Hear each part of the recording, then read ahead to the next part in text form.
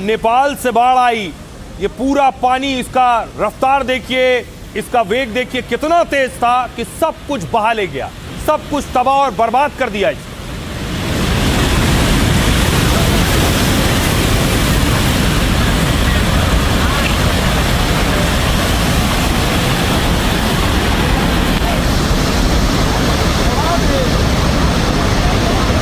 और उसके बाद देखिए बस स्टॉप था, बस डिपो, ये चाइना और नेपाल बॉर्डर है। बस डिपो देखिए, सारी बसों को पानी उड़ा कर ले गया।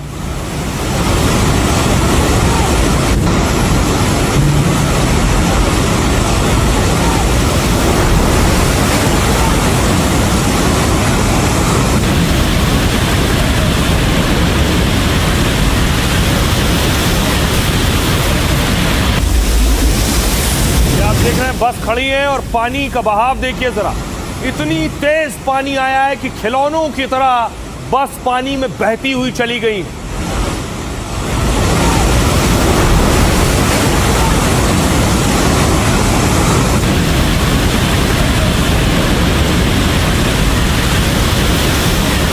अब देखिए इससे ज्यादा खतरनाक तस्वीर जब ये पानी और आगे बढ़ा और नेपाल में दाखिल हो रहा था। इसकी रफ्तार देखिए जरा, नेपाल के अंदर घुसते वक्त ये पानी की हालत आप देख रहे हैं, जो कुछ सामने आया सब बहा ले गया।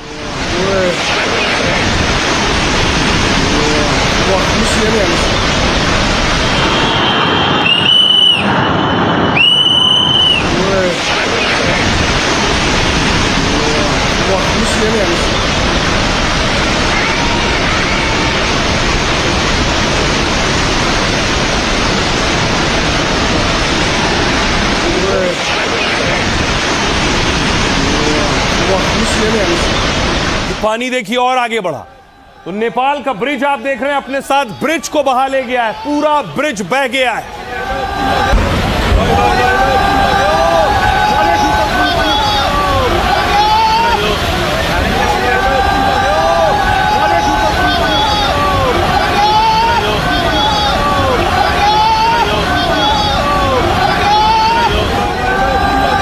आप देख रहे हैं ये नेपाल का बड़ा पुल है, इस पुल से दो इलाकों का संपर्क था और पूरा पुल पानी के बहाव में बह गया है।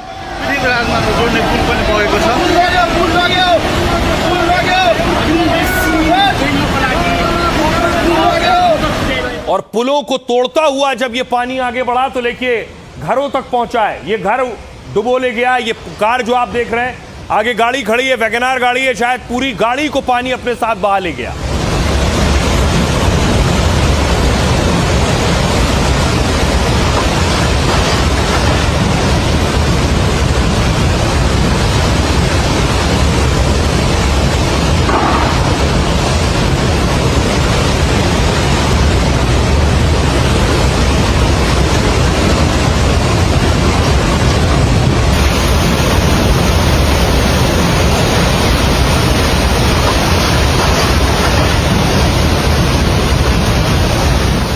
तो नेपाल में लगभग 2 दर्जन से ज्यादा जो ब्रिज फ्लाईओवर हैं वो तबाह और बर्बाद हो गए पानी में। दूसरा ब्रिज देखिए जरा, ये आप देख रहे हैं दूसरे ब्रिज की तस्वीर है, देखते ही देखते पूरा पुल बह गया है।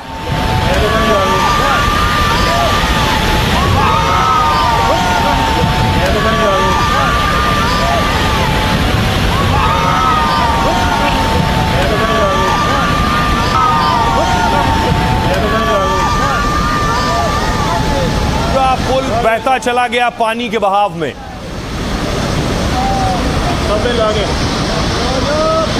दूसरा पुल मैं आपको दिखा रहा हूं जिसे चीन से आई बाढ़ अपने साथ बहा ले गई।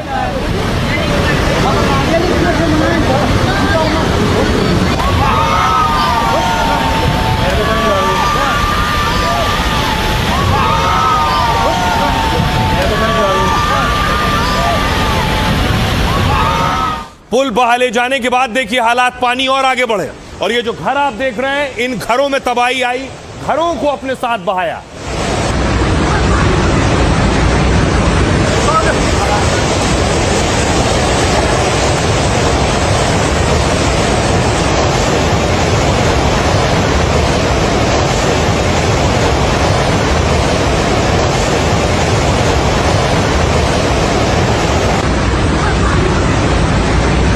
पानी की भयावहता का अंदाजा ऐसे लगाइए कि जो भी ब्रिज सामने आ रहा था वो बह जा रहा था। ये देखिए एक और ब्रिज आप देख रहे हैं, ये जो ब्रिज है ये ढांचा बना हुआ है, आयरन का ब्रिज है और उस पूरे पुल को अपने साथ पानी बहा ले गया।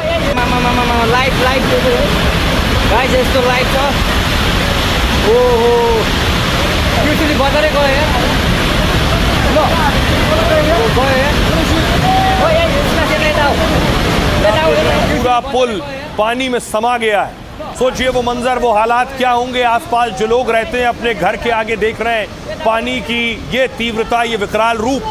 अब देखिए जरा गांव की तरफ जब पानी बढ़ रहा था, गांव वालों ने भागना शुरू किया।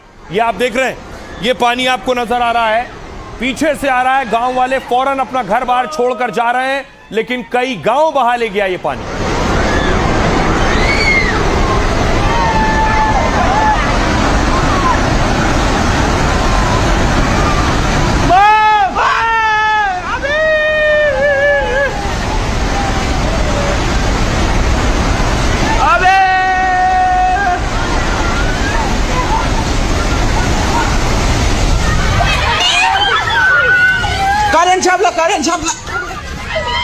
अब आइए आपको बताऊं ये सैलाब आया कहां से। कहा गया ये चीन से आया है। शिकायत की गई कि चीन ने पहले अगर नेपाल को बता दिया होता तो जान माल का नुकसान ना होता। अब मैप के जरिए मैं आपको दिखा रहा हूं, देखिए कहां से आया। ऊपर के हिस्से में देखिए कहा गया चीन के इलाके में जो तिब्बत का हिस्सा है, ऊपर आपको ग्लेशियर लेक दिख रहा है, पीले रंग से लिखा हुआ। ग्लेशियर जो है ये ग्लेशियर फटे और उसके बाद ये आप देख रहे हैं ये जो भोटे कोशी नदी है, ये जो आप नदी देख रहे हैं, ये भोटे कोशी नदी में सैलाब आया, इसका स्तर बढ़ा और इसने विकराल रूप लिया। ये नीचे उसके बाद चीन से, चीनी तिब्बत के हिस्से से नेपाल में दाखिल हुआ और नेपाल में नीचे आप देख रहे हैं रसुआ शहर में सबसे ज्यादा तबाही हुई है। तो काठमांडू के उत्तर में स्थित रसुआ जिले में बाढ़ आई है। यह इलाका तिब्बत से सटा हुआ है, चीन के साथ नेपाल के व्यापार मार्ग में आता है और पानी के तेज बहाव में चीन नेपाल फ्रेंडशिप ब्रिज बह गया है। यह रूट था इस बाढ़ का। अब आपको दिखाऊं चीन में भी बाढ़ आई हुई है। चीन के हालात देखिए जरा। पहले चीन में आई, अगर चीन चाहता तो नेपाल को बचा सकता था। यह आप देख रहे हैं चीन का ड्रोन व्यू, घर देख रहे हैं, चारों तरफ पानी पानी आपको नजर आ रहा है।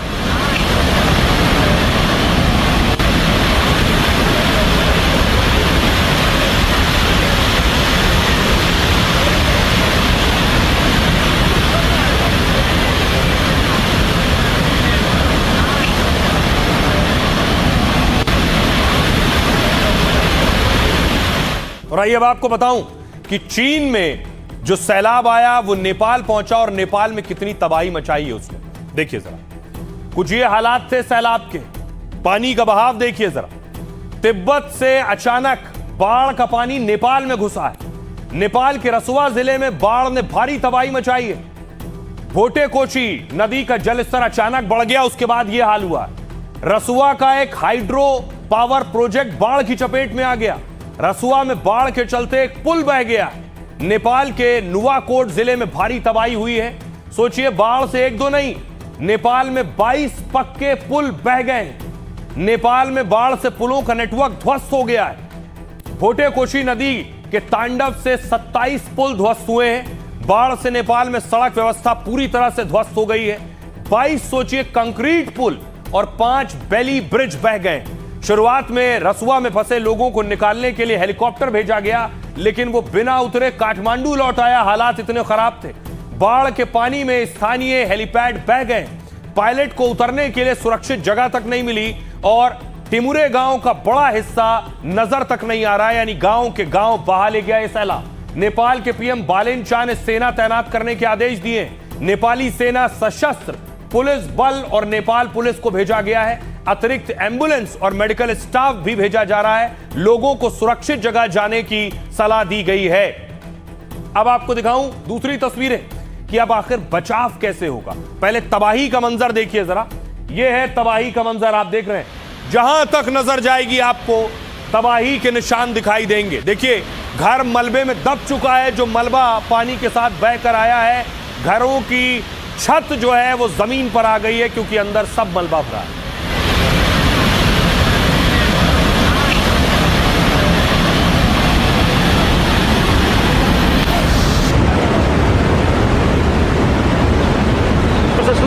सबैले सोधिरहेको छ कि ढुङ्गा बगा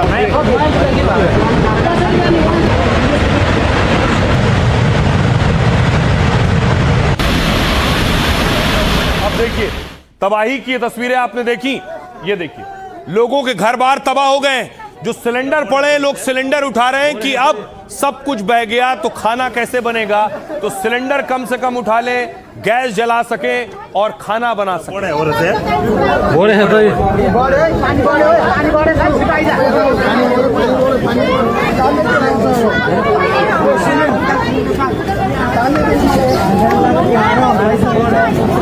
दृश्य देख सक्नुहुन्छ सिलिन्डर यसरी ये देख रहे हैं लोगों ने रसोई का सामान इकट्ठा करना शुरू किया कि गैस सिलेंडर होगा तो ही खाना बन पाएगा। उसके बाद रेस्क्यू शुरू हुआ, लोग फंसे हुए आप देख रहे हैं, हेलीकॉप्टर लगाया गया। छत पर देखिए एक युवक अपनी शर्ट उतारकर उसने घुमाया हेलीकॉप्टर को, इशारा किया कि मैं यहाँ फंसा हूं, मुझे बचाओ। हेलीकॉप्टर पहुंचा रेस्क्यू के लिए।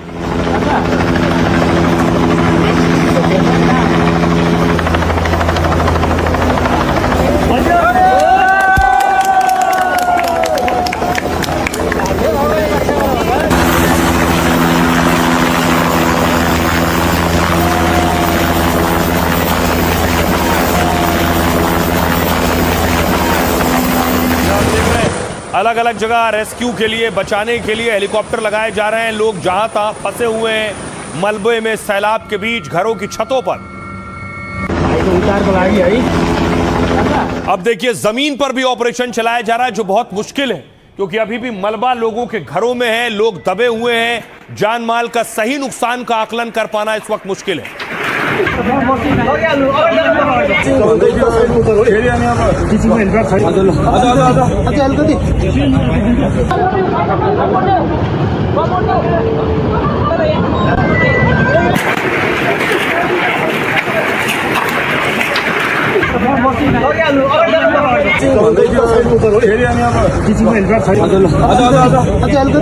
अब देखिए जरा बड़ी बात यह है कि भारत के भी 100 लोग लापता हैं नेपाल में, जिनकी तलाश जारी है। नेपाल में अचानक आई बाढ़ से सैकड़ों लोग लापता इस वक्त हैं और सैकड़ों लोगों की तलाश जारी है। जो लोग लापता हैं 105 भारतीयों के भी लापता होने की आशंका है। इनमें से कैलाश मानसरोवर यात्रा पर जा रहे तीर्थयात्री संपर्क से बाहर हो गए। करीब 400 तीर्थयात्री संपर्क से बाहर बताए जा रहे हैं। नेपाल टूरिस्ट बोर्ड ने लापता लोगों के बारे में जानकारी दी है। जिन लोगों से संपर्क नहीं हो पा रहा है उसमें ज्यादातर भारतीय हैं। प्रधानमंत्री मोदी और नेपाल के पीएम के बीच बात हुई है। पीएम मोदी ने इस हादसे पर संवेदना व्यक्त की है। मोदी ने कहा मुश्किल समय में भारत नेपाल के साथ खड़ा हुआ है। इधर भारतीय सेना नेपाल में मिशन के लिए पूरी तरह से तैयार है। राहत सामग्री, दवाई की खेप भेजने की तैयारी है। C-17 और C-130 विमान स्टैंड बाय पर रखे गए हैं। कुल 291 विदेशी पर्यटकों के लापता होने की आशंका है और साथ ही 93 नेपाली नागरिक भी लापता हो गए। इन लोगों से अधिकारियों और परिवारों का संपर्क नहीं हो पा रहा है। ट्रैवल कंपनियों से नेपाल टूरिस्ट बोर्ड ने डेटा मांगा है। मलेशिया के 17 पर्यटक भी लापता बताए जा रहे हैं। ब्रिटेन के 12 पर्यटक, दक्षिण अफ्रीका से 4 पर्यटक हैं। 3 अमेरिकी नागरिक के भी लापता होने की आशंका है। 100 लोगों की राष्ट्रीयता की अभी तक पुष्टि नहीं हो पाई है। वो 100 लोग कहां के हैं, ये आंकड़े अभी और भी बढ़ सकते हैं। नेपाल में रेस्क्यू ऑपरेशन तेज किया जा रहा है और ताकि फंसे लोगों तक जल्द से जल्द पहुंचा जा सके।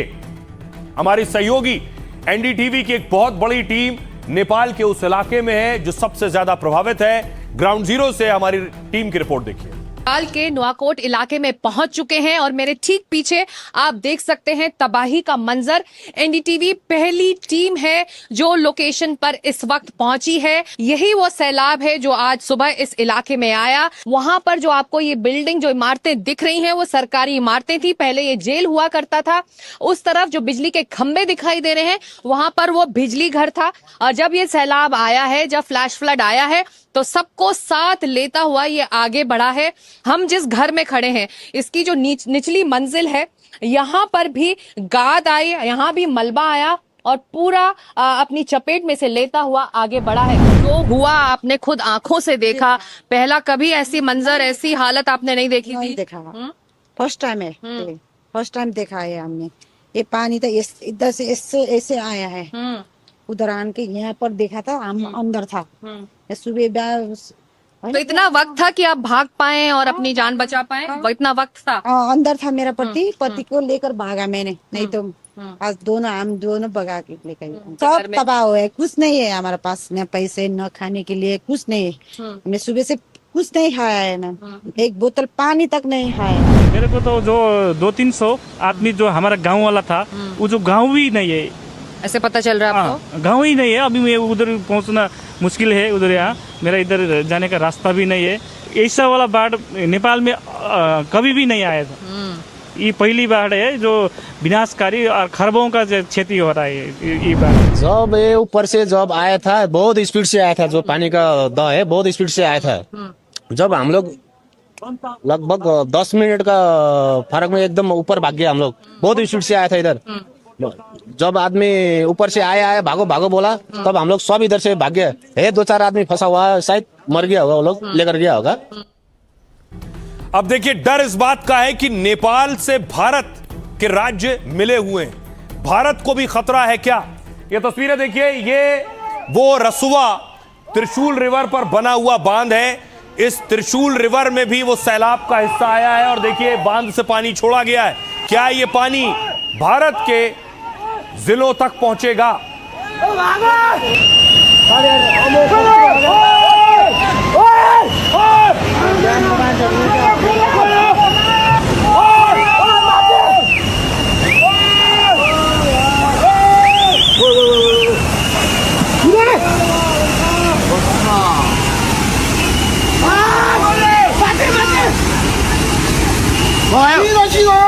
अब देखिए जरा, बिहार में अलर्ट हो गया। बिहार की तस्वीर आप देख रहे हैं। बिहार में बाकायदा अनाउंसमेंट किया जा रहा है, ऐलान किया जा रहा है, लोगों को हिदायत दी जा रही है किनारे इलाकों से हट जाएं। कैलाश नगर के ग्रामीणों को सूचित किया जाता है कि गंडक नदी में तेजी से पानी बढ़ने की आशंका व्यक्त की जा रही है। इसलिए सभी ग्रामीण अपने अपने घरों में सतर्क रहेंगे, कभी भी पानी बढ़ सकता है और बच्चों को नदी किनारे नहीं आने देंगे। ठीक है, क्लियर है? तो सब अगल बगल जितना घर है उस सबको भी, जिसको नहीं मालूम है उसको जानकारी आप लोग दे दीजिए कि पानी एक बैग गंडक नदी में बढ़ेगा तेजी से, कि आपको भागने का मौका नहीं देगा। इसलिए पहले से सतर्क रहिए। तो बाकायदा प्रशासन अनाउंसमेंट कर रहा है, सतर्क रहिए। अब देखिए क्या बिहार में खतरा है। बिहार की 2 नदियां कौन कौन सी मैं आपको बताऊं। सबसे पहले देखिए जरा, गंडक नदी, नेपाल में आई बाढ़ का असर बिहार में दिखने लगा है। नेपाल से आने वाला पानी कुछ घंटों में बिहार पहुंच सकता है। गंडक बैराज के सभी गेट खोल दिए गए और बिहार में भी 8 जिलों में अलर्ट जारी किया गया है। पश्चिमी चंपारण, पूर्वी चंपारण, गोपालगंज, सारण, मुजफ्फरपुर, वैशाली, सीतामढ़ी और शिवहर शामिल हैं। एनडीआरएफ और एसडीआरएफ की टीमें भी तैनात हैं। साथ ही इसके अलावा देखिए, कोसी नदी, गंडक के साथ कोसी बेसिन से जुड़े जिलों में भी निगरानी हो रही है। सुपौल, सहरसा, मधेपुरा और अररिया में सतर्कता बढ़ा दी गई है। भोटे-कोशी नदी तिब्बत से निकलकर नेपाल में आती है और आगे जाकर सुनकोशी नदी में मिल जाती है और फिर यही सुनकोशी नदी आगे चलकर सप्तकोशी नदी में मिलती है। बिहार में कोसी नदी से के नाम से इसे जाना जाता है। अब देखिए, ये आगे बढ़ेगा पानी तो यूपी में भी आएगा। उत्तर प्रदेश में गंडक और नारायणी नदी में जलस्तर बढ़ सकता है। इससे महाराजगंज और कुशीनगर में बाढ़ की आशंका है। तो सभी राज्यों में अलर्ट है। सुनिए जरा क्या कह रहे हैं मुख्य सचिव और आपदा विभाग के मुख्य सचिव को सुनिए। 2.5 लाख क्यूसेक वाल्मीकि नगर बैराज पर इसका पानी का असर आने की संभावना है। मुख्य सचिव महोदय ने अभी सारे जिलाधिकारियों और एसपीज और साथ में जो आपदा प्रबंधन के पदाधिकारी हैं उन सभी के साथ वीडियो कॉन्फ्रेंसिंग की और सबको ये निर्देश दिया गया, विशेष रूप से बेतिया, मोतिहारी और गोपालगंज और मुजफ्फरपुर, छपरा के डीएम्स को, कि जो लो लाइंग एरिया में लोग रह रहे हैं तटबंधों के अंदर, उनको इवैक्यूएट कराने के लिए, बाहर निकालने के लिए, ताकि फ्लैश फ्लड से कोई बह ना जाए, जान माल का नुकसान ना हो। तो बड़े पैमाने पे माइकिंग कराई जाए। सारे बीडीओ, सारे सीओज, सारे थाना प्रभारी फील्ड में निकल के, स्वयं डीएमएसपी भी फील्ड में निकल के इसको अलर्ट करने का लोगों को काम करें और इवैक्यूएट कराने का काम करें लो लाइंग एरियाज में से। और ये आपको बताऊं, देखिए राज्य सरकारें अलर्ट हैं क्योंकि नेपाल में भारी तबाही आई है। सम्राट चौधरी, बिहार के मुख्यमंत्री ने मीटिंग की है। ये तस्वीर आप देख रहे हैं, सीएम सम्राट ने ये बैठक ली है, अधिकारियों के साथ बैठक की है।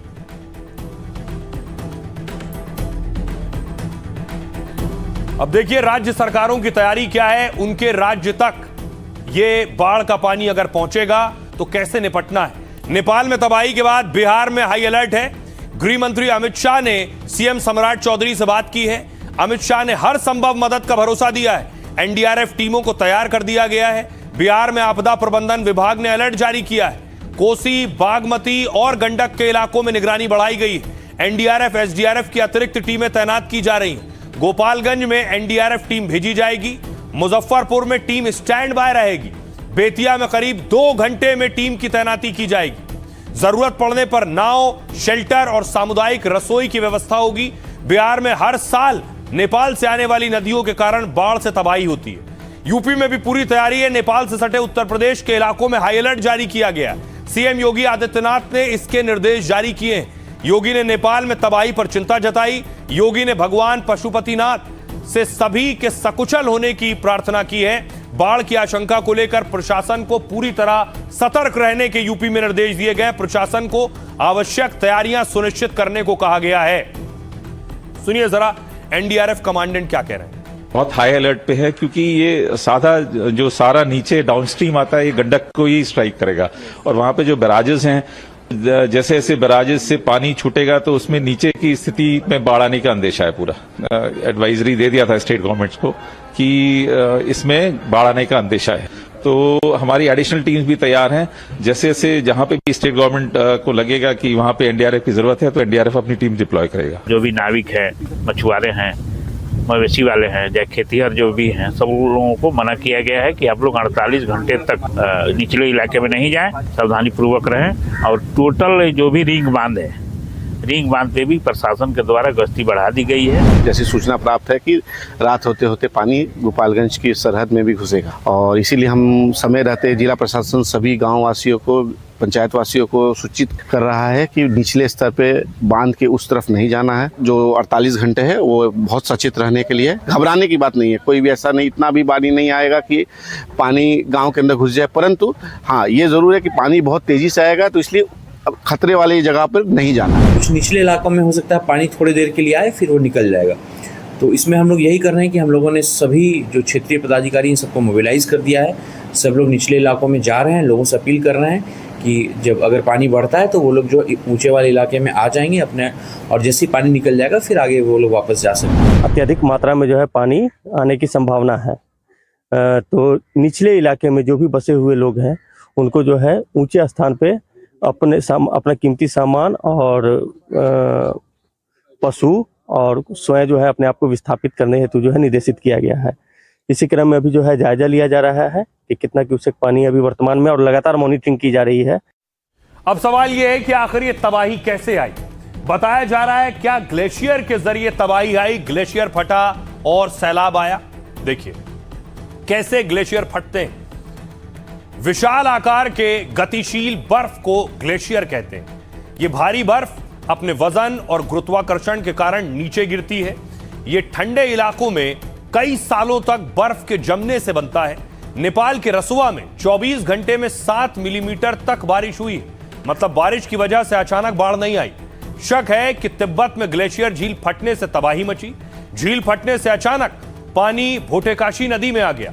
भोटेकाशी बेसिन में 122 ग्लेशियर झीलें हैं। कौन सी झील फटी इसकी अभी पुष्टि नहीं हुई है। सैटेलाइट इमेज और तकनीकी जांच से पता लगाया जा रहा है। ग्लेशियर झील के सामने बर्फ, मिट्टी, पत्थर और मलबे जैसी संरचना होती है। यह प्राकृतिक बांध की तरह ग्लेशियर झील को रोके रहते हैं, लेकिन जैसे ही यह बांध कमजोर पड़ जाता है या टूट जाता है, झील का पानी अचानक नीचे की ओर बहने लगता है। इसे ही ग्लेशियर झील फटने से बाढ़ का आना कहते हैं। अब सुनिए बिहार और उत्तर प्रदेश में भी अलर्ट है। क्या कह रहे हैं वहां के नेता और मंत्री। एकदम उस पर पूरी तरह हाई लेवल टीम गठन कर दिया गया है। चीफ सेक्रेटरी, डीजीपी इसको मॉनिटरिंग कर रहे हैं और तुरंत मैं भी इसको बैठक कर रहा हूं। जरूरत पड़ा तो मैं स्वयं भी वाल्मीकि जाऊंगा। स्थिति तो थोड़ी कठिन है, लेकिन अभी का जो अनुमान है पानी आने का,